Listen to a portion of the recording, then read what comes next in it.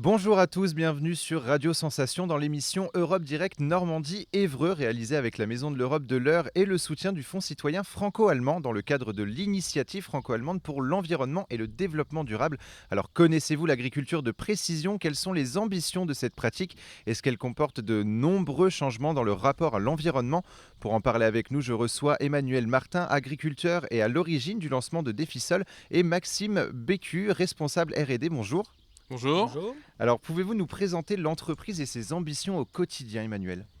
Alors, la première chose, déjà, Défisol, c'est pas une histoire récente, hein, ça fait à peu près 20 ans.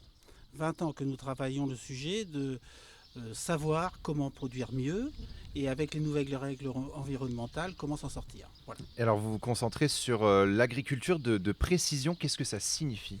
L'agriculture de précision, c'est un concept assez simple, c'est de dire comment produire aujourd'hui mieux, au bon moment et au bon endroit.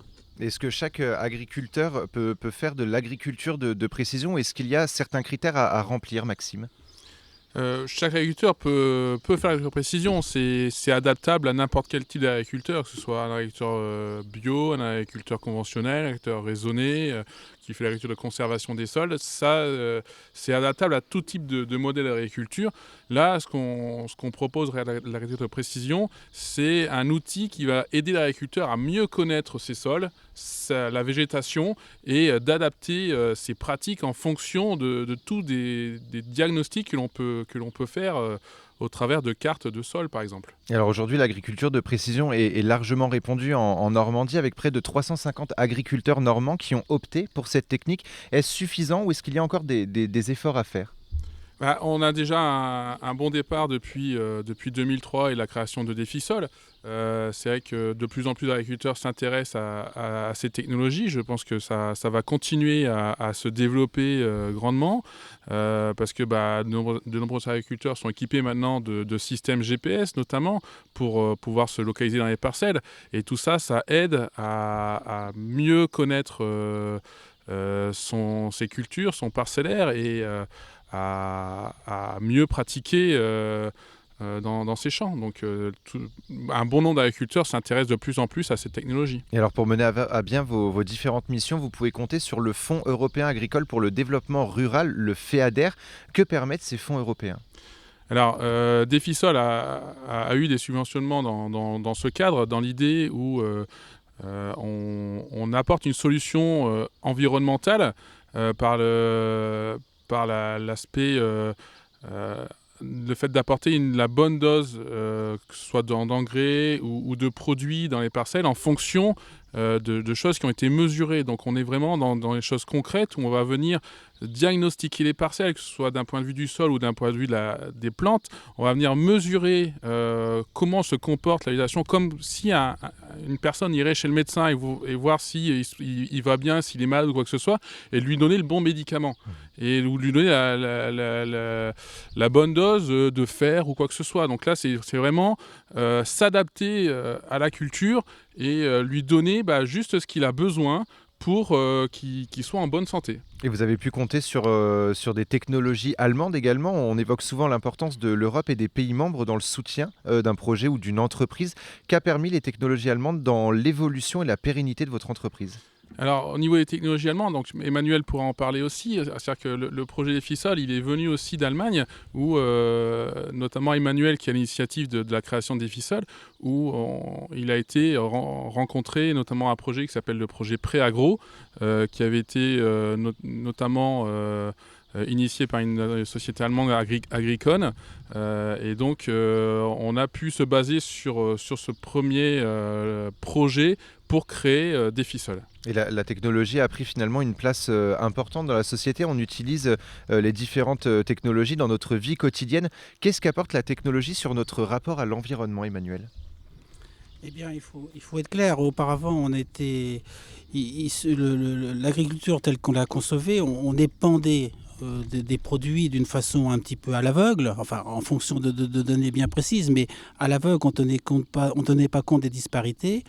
Et en fait, aujourd'hui, avec l'arrivée du matériel informatique, des capteurs, des GPS, on a pu localiser les problèmes sur une parcelle et à partir de là, ne mettre que des quantités de produits suffisantes et pas trop élevées sur l'ensemble de la parcelle, ce qui faisait qu'en fait, il y avait un gain environnemental qui était clair, quoi.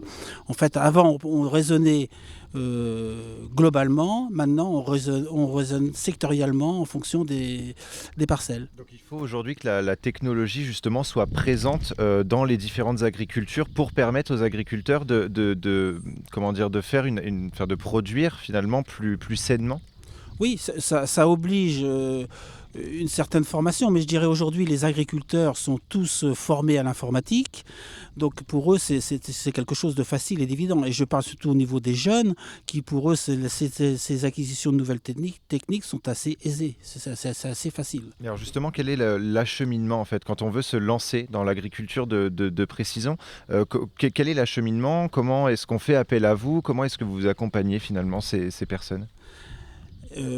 La structure Defisol est là pour ça, c'est-à-dire qu'en fait, à partir de matériel informatique et de logiciels que Defisol met à disposition, et auparavant il y a eu quand même des analyses de terrain, ça a permis de faire voir aux agriculteurs la variabilité au niveau des parcelles, et à partir de là, eux proposent des solutions bien précises au niveau informatique pour les aider à pouvoir intervenir sur leurs parcelles elles-mêmes. Et Maxime, est-ce que vous trouvez qu'aujourd'hui l'agriculture de précision est assez répandue, on va dire du niveau national et même au niveau de l'Europe? Est-ce qu'il y a assez d'agriculteurs qui connaissent cette pratique?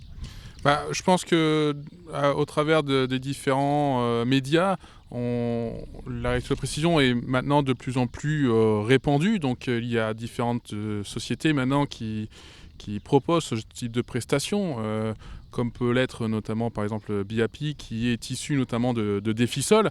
Donc d'un point de vue national, on a des structures qui proposent des technologies qui sont vraiment au point et qui permettent vraiment aux agriculteurs d'apporter la bonne dose au bon endroit, au bon moment dans les parcelles. Vraiment d'apporter une réponse environnementale. Alors il y a une réponse environnementale, une réponse technique aussi pour l'agriculteur, parce que il faut aussi qu'il lui puisse le faire facilement, et puis aussi un intérêt économique aussi pour l'agriculteur pour qu'il puisse se dégager une marge également. Mais le principal intérêt est vraiment environnemental dans l'idée d'ajuster vraiment en fonction des besoins et d'éviter de faire des apports qui ne soient pas forcément adaptés. Alors vous avez finalement donné l'objectif principal peut-être de Defisol, c'est celui de mettre la bonne dose au bon moment et au bon endroit. C'est vraiment le gros objectif, c'est votre ambition? Oui, c'est l'ambition, c'est vraiment d'aider l'agriculteur à produire mieux et produire vraiment en fonction aussi des attentes sociétales. Et on va revenir sur certaines technologies finalement que vous utilisez, comme les capteurs, le système GPS ou encore les SIG. Alors est-ce que vous pouvez nous expliquer un petit peu en quoi consistent ces technologies?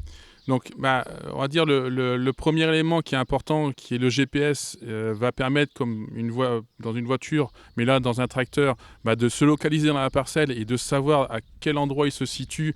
Et en fonction de cet endroit-là, on va pouvoir apporter, prendre le conseil qui aurait été adapté. Ensuite, on a toutes les technologies de capteurs qui, eux, vont nous permettre de venir mesurer soit le sol, soit la végétation, soit les insectes, etc. Donc ces capteurs-là vont nous permettre d'apporter un diagnostic, d'apporter une information qui sera valorisée derrière par l'agriculteur.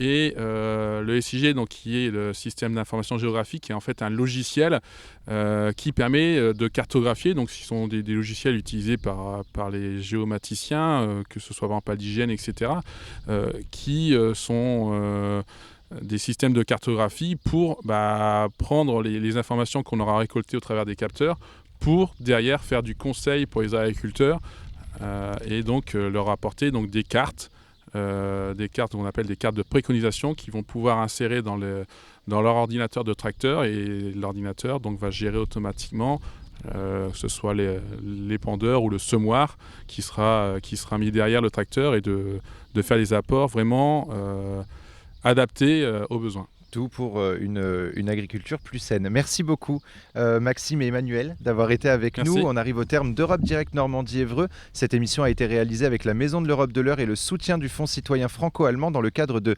l'initiative franco-allemande pour l'environnement et le développement durable.